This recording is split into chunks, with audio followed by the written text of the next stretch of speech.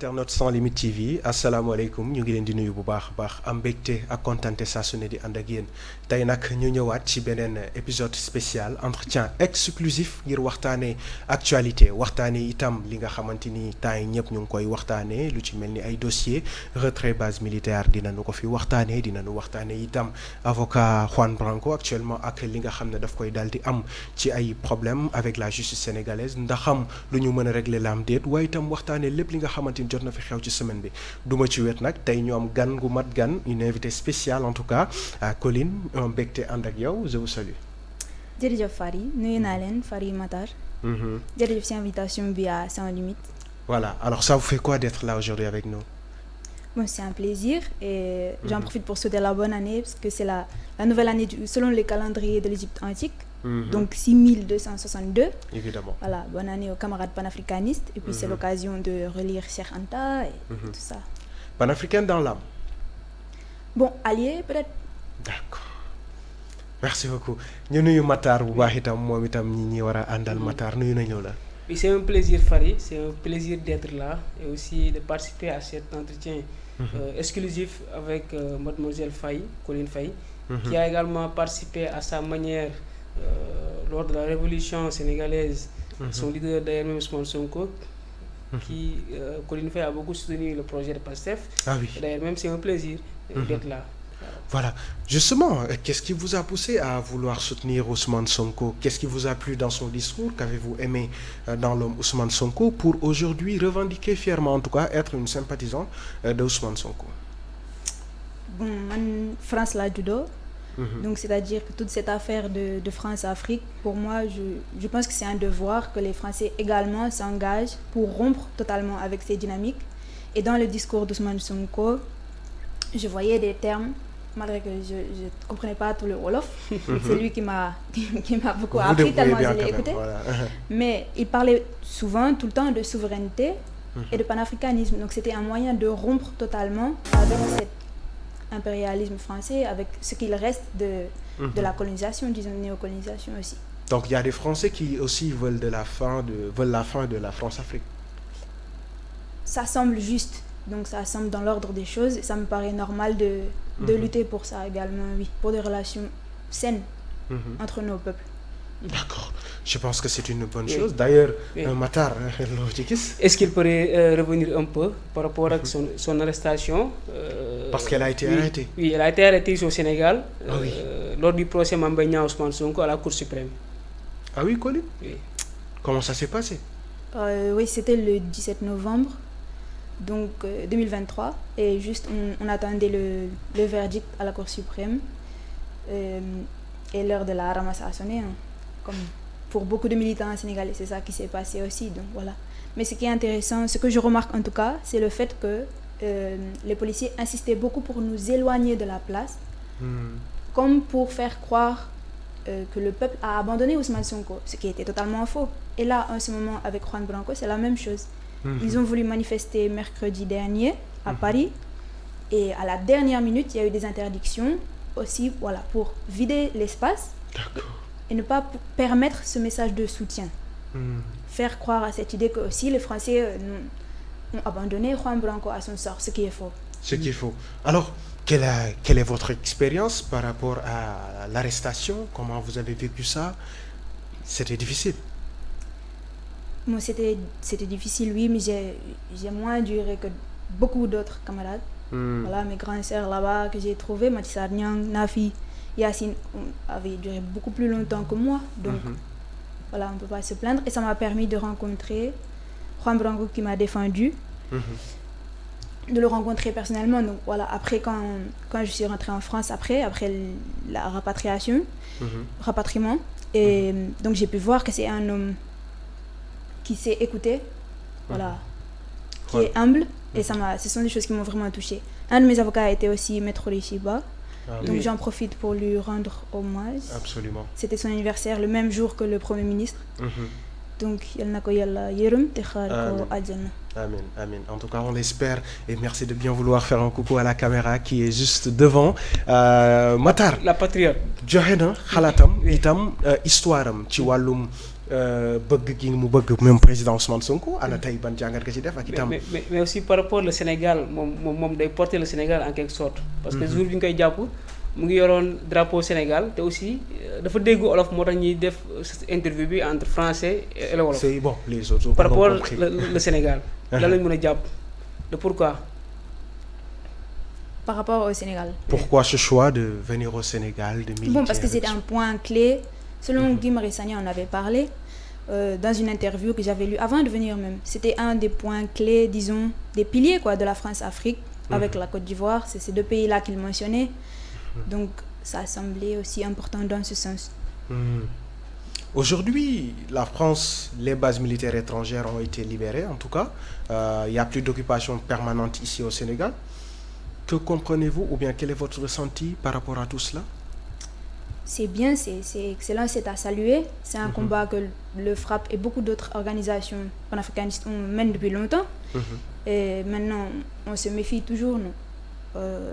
Comme l'impérialisme ne recule jamais l'impérialisme. Donc, Fanon, par exemple, avait dit nulle nation colonialiste n'accepte de se retirer sans que toutes ses possibilités de maintien aient été épuisées. Évidemment. Donc, c'est cette optique-là qu'on garde en tête. D'accord. C'est la raison pour laquelle vous avez milité en tout cas pour que cela puisse être effectif. Exactement, oui. Pour la souveraineté, que chaque pays ait sa souveraineté. C'est pour cela qu'on lutte également en France à travers le projet de Juan Branco notamment. Justement, Juan Branco, vous avez un mouvement, je pense, qui milite en tout cas à son honneur. Que pouvez-vous nous dire par rapport à ce mouvement-là? Exactement. Le mouvement s'est créé autour de la figure de Juan Branco il y a moins d'un an, qui s'appelle Aurore. Et après, il y a un groupe sénégalais, disons, qui soutenons Yambi. C'est appelé parce qu'il utilise... en fait. Ouais. En tant que Wolof, en fait. Les abeilles. Les abeilles. Il utilise toute cette thématique de la ruche. Les groupes sont les ruches et les éléments sont les abeilles. Il y a plein d'explications, entre autres que voilà, les abeilles, c'est un animal qui sait vivre en communauté, qui sait s'organiser très bien en communauté. Si, très malicieux. Voilà, et même la reine est au service de son peuple. Reine, Évidemment. entre guillemets, vous voyez ce que je veux dire.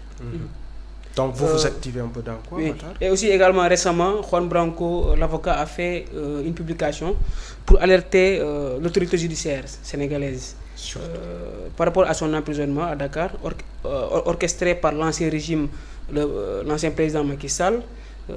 Partagez-vous les mêmes avis que l'avocat franco-espagnol? Bon, rares sont les Sénégalais qui ne sont pas affectés par les lenteurs de la justice actuellement. On peut même penser aux familles de Omar Blondin Diop qui jusqu'à ce jour n'ont pas justice. Mais les justices sont imparfaites et celle de la France l'est tout autant. Par exemple, avant-hier, il y a eu la libération de Georges Ibrahim Abdallah. Ça faisait 41 ans qu'il était dans les prisons françaises sous pression des États-Unis. Donc il y a... Voilà, d'ailleurs, on l'a su grâce à Wikileaks. Donc Wikileaks, le projet de révélation de certains secrets d'État américains. Ce projet a été porté par Julian Assange, dont un de ses avocats était Juan Branco. Donc vous voyez que tout s'ordonne voilà, dans ce sens. Et actuellement, les motifs que l'on reproche à Juan Branco, il y a une menace de radiation qui pèse sur lui, sachant que maintenant il est devenu un opposant politique. Il a déclaré sa candidature pour les élections présidentielles 2027. Donc, depuis son livre Crépuscule, en 2018, qui dénonçait la corruption. C'est là que c'est intéressant parce que c'est assez similaire avec le trajet d'Ousmane Sonko. C'est la dénonciation de la corruption qui l'amène en politique. Et à partir de ce moment-là, voilà, il y a les menaces de radiation, il y a les intimidations extrêmement variées et injustes. Et parmi les motifs d'accusation actuels, donc, on reproche à Juan Branco, par exemple, d'avoir utilisé des enveloppes noires et dorées pour écrire à un procureur. Des enveloppes? Enveloppes noires et dorées. C'est-à-dire ils ont dit que c'était intimidant. Seulement la couleur. Exactement. Que le fait d'utiliser cette couleur était intimidant. C'est complètement absurde. Ça peut nous rappeler à Sonko ici avec le vol de téléphone ou des histoires qui n'avaient complètement pas de sens. Justement, un autre motif. C'est ce que je voulais poser. Est-ce qu'aujourd'hui vous pensez qu'on s'acharne sur Juan Branco tout simplement pour le faire taire? Exactement. On essaie de l'éliminer politiquement. Un des deuxièmes motifs d'accusation, on lui reproche d'avoir défendu Kémy Séba, qui est aussi considéré une menace par l'État français. C'est ça aussi qu'on lui reproche. Mais il fait simplement son travail. Il défend des victimes palestiniennes à la CPI. Donc, il fait son travail peut-être trop bien, son travail de façon extrêmement engagée. Quand il est venu ici, il a risqué sa vie. Voilà, il a été enfermé. On sait les risques qu'il a pris. On se rappelle le discours de Dakar, quand il est arrivé, c'était juste à la veille de l'emprisonnement d'Ousmane Sonko. C'était un engagement extrême, un avocat, voilà, qui est à la hauteur de sa profession, vraiment. Vraiment. Merci beaucoup. Alors, on va revenir, Fary, un peu par rapport le retrait des bases militaires ici au Sénégal. Que pense l'Élysée de cette récente décision du Ousmane Sonko-Diomaye? Une décision courageuse. Bon, je ne pense pas qu'il voit d'un bon œil de toute façon l'élection de Ousmane Sonko. Qu'est-ce que, par exemple, Macron pense et c'est un secret? Vous l'inviterez à la prochaine émission pour lui demander. Mais vous pensez quoi par rapport à cette décision courageuse? Non, c'est à saluer. C'est à saluer. C'est un combat de longue haleine qui a apporté ses fruits. Maintenant, il reste d'autres combats comme celui du franc CFA qui sont aussi des combats qui sont menés depuis des années et qu'on espère voir aboutir bientôt. Qu'en pensez-vous du franc CFA? Franc CFA, c'est une monnaie qui est coloniale. Donc, il n'y aura pas de souveraineté réelle tant qu'elle est là. Voilà, je conseille d'écouter vraiment Ndongo Sambasila, qui est un économiste engagé, très, très, très pertinent sur le sujet. Il a des émissions en français et en wolof, donc j'invite vraiment à écouter. D'accord. Et aujourd'hui, la nouvelle tournure politique, je peux dire extérieure du Sénégal, pensez-vous qu'elle soit souverainiste comme annoncé depuis les années d'opposition de PASTEF? À l'extérieur du Sénégal? Oui, la politique étrangère, la diplomatie sénégalaise. Est-ce que les aujourd'hui ça emprunte la voie en tout cas de la souveraineté? En tout cas, c'est une demande qui est présente de partout. C'est la demande principale dans le mouvement de Juan Branco. Et c'est pour ça que je vois ce parallèle avec le Sénégal extrêmement présent, parce qu'il reprend même certains éléments de langage comme Focus ou le projet pour parler de son programme. Oui. Et c'est vraiment la demande principale, c'est le pouvoir au peuple. Et c'est intuitif, non? Voilà. Les peuples se lèvent pour chercher leur souveraineté, malgré qu'on ait des coopérations, évidemment. Mais la souveraineté est une demande actuellement qui est présente, oui. Oui. Donc, parlons un peu wolof. Colline Faye qui habite à Fass. Foofu nga dëkk sànq mu leex que moom elle aime les cars rapides et tout. Tey Colline soo ñu mënee wax un peu par rapport ak fonction bi ngay occupé en tant que porte-parole du mouvement Yamb yi, le pourquoi vous êtes venu ici au Sénégal pour vous installer et aussi dérouler le programme de Juan Branco. En wolof, oui, en wolof, parce qu'on parle de souveraineté. damay takkale rek mais wolof man mënuma damay jàng rek kon Fass laa dëkk dama ñuy waa Fass te Ada Fass Ada rek la ñu topp day am combat tey donc bonne chance à lui. Mais bien sûr le programme de Juan Branco, il y a beaucoup de points qui sont intéressants et même pour les Sénégalais vivant par exemple en France. Parce que actuellement les problèmes administratifs ñu bëri ñëpp ñu am rak wala mag wala cousin wala parent foofu ñëpp xam naa ñu dund foofu dafa métti surtout si wàllu administration, voilà, pour être en règle, avoir sa situation régularisée ak yooyu. D'accord, donc vous kontaan nga ci Sénégal gis nga dundin bi ni mu demee. Lan moo la fi gën a marqué ci réew mi Sénégal? Qu'est-ce qui vous a le plus marqué ici? Entre autres choses, je pense que c'est cette solidarité intuitive. Parce que chez nous, la société, bon, c'est un peu le bop sa bop. Voilà, et c'est dommage. Actuellement, en France, il y a le taux de suicide, par exemple, chez les jeunes femmes, qui est en augmentation inquiétante. Je pense que c'est un symptôme que la société ne va pas bien. Et quand on vient ici, voilà, le rapport à l'autre est différent, beaucoup plus fraternel, ou bien en tout cas dans l'entraide, jàppalante facilement. Voilà, c'est un des points qui est le plus marquant, je pense. Super. Et aujourd'hui, comment qualifiez-vous, en tout cas, depuis pouvoir passer bi mu toogee en tête, te aussi Juan Branco mu ngi doon wax ni la justice sénégalaise dafa xaw a yéex ci li nga xamante ni mooy ces dossiers. Loo ci xalaat? Oui. Donc la justice, c'est vrai qu'il y a beaucoup de reproches qu'on le fait, Et encore une fois, ici et là-bas. Je ne veux pas me permettre de critiquer la justice sénégalaise car en France même, voilà, la menace de radiation de Juan, c'est le président du tribunal judiciaire, mais en alliance avec le ministre de la Justice, Darmanin.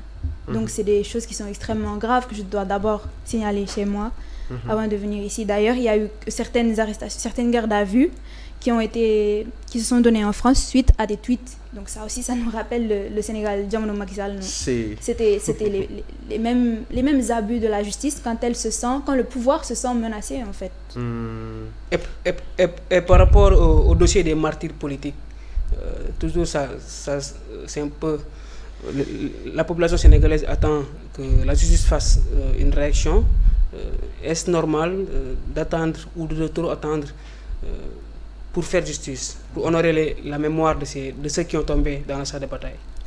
Exactement, c'est une demande qu'on attend avec impatience et c'est quelque chose que je retrouve comme demande populaire parfois, très souvent lorsque je discute dans mes waxtaan ak dëkkandoo yi. C'est ça qui revient, c'est cette demande de justice. Vraiment, je pense que c'est extrêmement important, la reddition des comptes, faire le point sur ce qui s'est passé. On ne pourra pas avancer sans ça. Ouais. Et quel sera votre mot de fin? Donc voilà, Juan Branco l'a lancé pour la course dans la présidentielle 2027 en France, mais très souvent il fait référence au Sénégal. Il explique souvent que voilà, un peuple qui a su s'organiser après a su provoquer une bascule. Donc en fait, le Sénégal est devenu un symbole d'inspiration pour les peuples qui se lèvent dans le monde, et ça il ne faut pas l'oublier. C'est aussi une responsabilité. Voilà, on fait face à des obstacles qui se ressemblent. Donc aidons-nous entre peuples, je pense que c'est essentiel. Nous on a un groupe, voilà, on a une page Facebook actuellement, vous pouvez nous contacter par là-bas, YAMI Branco 2027, pour nous rejoindre, pour voir comment on peut soutenir ce projet-là qui nous intéresse aussi et qui va dans le sens de la souveraineté des peuples et d'une relation enfin fraternelle entre nos deux peuples. Un message par rapport à la jeunesse patriotique, cette jeunesse qui a enduré, qui a combattu l'injustice, la tyrannie de l'ex-président. Que doit être le message? Machallah, seulement ça, parce que en fait le peuple sénégalais et donc sa jeunesse, parce que voilà, on sait tous, non, le Sénégalais est jeune et c'est une richesse, ça a été une chance, a été courageux, a été engagé. Mes amis, quand ils sortaient en manifestation, ils savaient qu'ils risquaient leur vie, mais ils sortaient. Donc il y a plein de choses en jeu, il y a peut-être la foi, mais c'est admirable, et en fait le peuple français a beaucoup à apprendre de cet engagement de la jeunesse sénégalaise. C'est magnifique. Peut-on espérer que Juan Branco sera bientôt là? Peut-être on aura la chance de discuter avec lui. Inch'Allah. Oui. C'est ça que je souhaite également. Ou peut-être même, on va partir en France pour faire Pourquoi pas? Dans tous les cas, on est prêt à discuter avec lui parce qu'on a des centaines de questions à lui poser. Et je sais que, tout comme vous, lui aussi voudra bien sûr parler aux Sénégalais. En tout cas, nous vous félicitons pour le travail que vous avez fait et qu'on vous encourage à continuer dans ce sens-là. Et sinon, c'était un plaisir de partager avec vous le plateau, Matar. Oui, c'est un plaisir. Ça a été un plaisir d'écouter Colline Faye, parce que les Sénégalais l'apprécient, et aussi elle a participé à sa manière, comme je viens de le dire, à la révolution. Donc Gatché Ngalama à Colline. Gatché Ngalama Colline. Aussi. Donc juste je rappelle, le 15 octobre, il y aura la prochaine... On sera pour la radiation de Juan Branco. Donc nous on va rester très mobilisés. Voilà, focus sur le 15 octobre. Focus sur le 15 octobre, c'est le mot de la fin de Colline Faye. On vous remercie di leen jaajëfal bu baax mbokki internet Sans Limites TV. C'était un plaisir ñu ànd ak yéen waxtaanee lii itam ñu am gan gu mat gan ndax Colline Faye moom ku ko xam ko ci manifestation yi. Et ça fait vraiment plaisir. Ñu ngi lay jaajëfal Matar, di jaajëfal Penda mi nekkoon ci ginnaaw équipe technique bi. Di leen jox dig daje ëllëg ci yeneen programme Sans Limites. Jërëjëf.